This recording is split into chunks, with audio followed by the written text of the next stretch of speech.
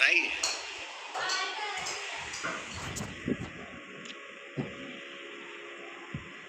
कलिवर्ज प्रकरण में है, कलिकाल में संभव नहीं। जयपुर के संस्थापक राजा के बारे में सुना है आपने? हरिवल्लभ जी, जयपुर की स्थापना महाराजा जयसिंह ने की और मूल राज्य तो आमेर था। आमेर के ही वे राजा थे। बाद में उन्होंने जयपुर की स्थापना की। बड़े धर्मात्मा थे जयसिंह। अपने समय का भारतवर्ष का सबसे व्यवस्थित और सबसे सुंदर नगर था जयपुर।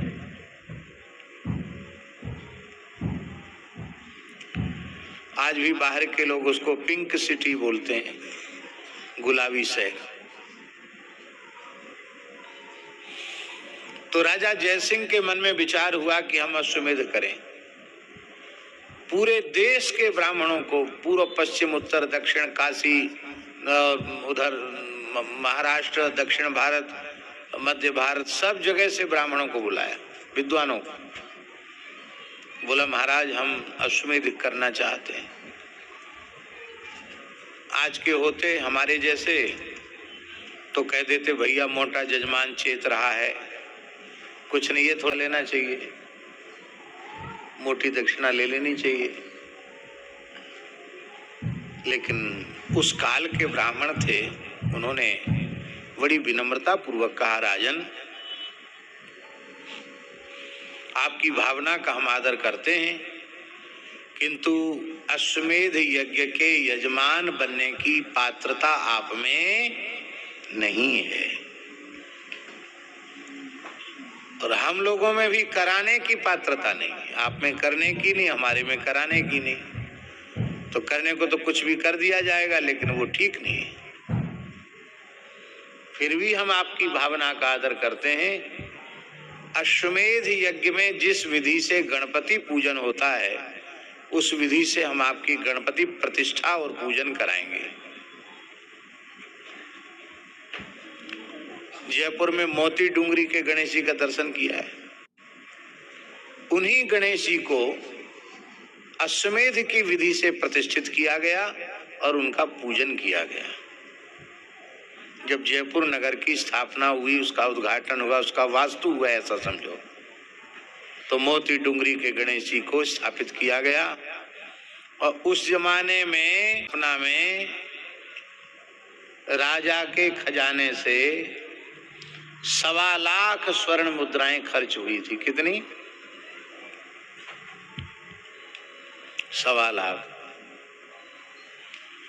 और जमाना कितना सस्ता था।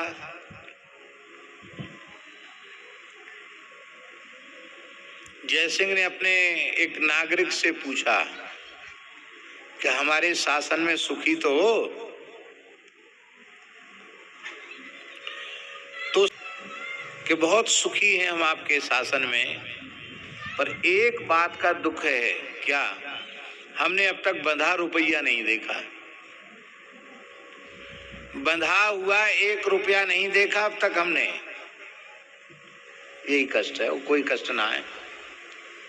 तो राजा ने पूछा कि तुम कुछ कमाते धमाते नहीं हो क्या? महाराज क्या बता, मैं जमाना इतना सस्ता। गदहिया बेची सिर पर धरी गठरिया, जयसिंह तेरे राज्य में तऊ न बंधो रुपया। मेरे गधे पर जितना सामान था बेच दिया मैंने, गधी की पीठ पर जितना सामान था वो भी बेच दिया, सिर पर पोटली रख रखी थी वो भी बेच दी। सारा माल हमारा बिक गया, 1 रुपया नहीं हुआ। इतना सस्ता जमाना था। तो अब विचार करो, उस जमाने का 1.25 लाख उस सस्ते जमाने से इस जमाने की तुलना करो, कितना हुआ।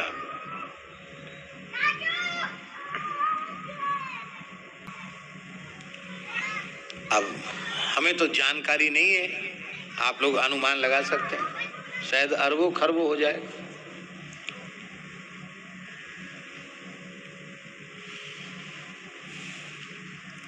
गणेश पूजन के बाद जय सिंह ने कहा, महाराज समझ गया, हम नहीं करा सकते। क्यों? गणेश पूजन में ही हमारी औकात पता चल गई। गणेश पूजन में इतना व्यय तो पूरे यज्ञ में कितना व्यय होगा? आपको जानकारी है, पांडवों के राजसूय यज्ञ के लिए इतनी दक्षिणा नहीं थी खजाने में कि ब्राह्मणों को दी जा सके। तो भगवान ने कहा, अमुक जगह जाके खोदो, वहां पड़ी भई है, यज्ञ का ही धन है, यज्ञ में लग जाना चाहिए। कथा महाभारत में लिखी है, पढ़ लेना उसमें से।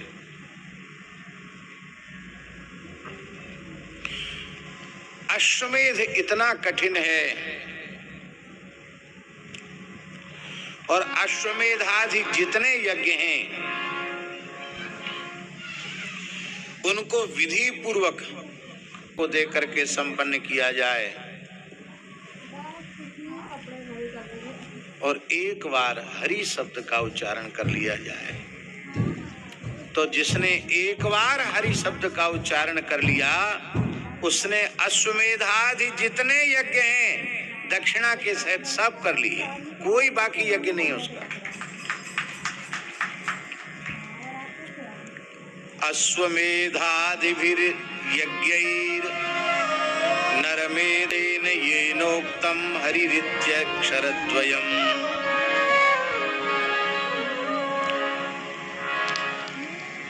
महाराज जी, डीग वाले बाबा, यहाँ लिखा है कि एक ऐसी अवस्था हम सबके जीवन में आएगी कि उस अवस्था में किसी तरह की कोई दवाई आने वाली है, आएगी जरूर, कोई बच नहीं सकता उससे।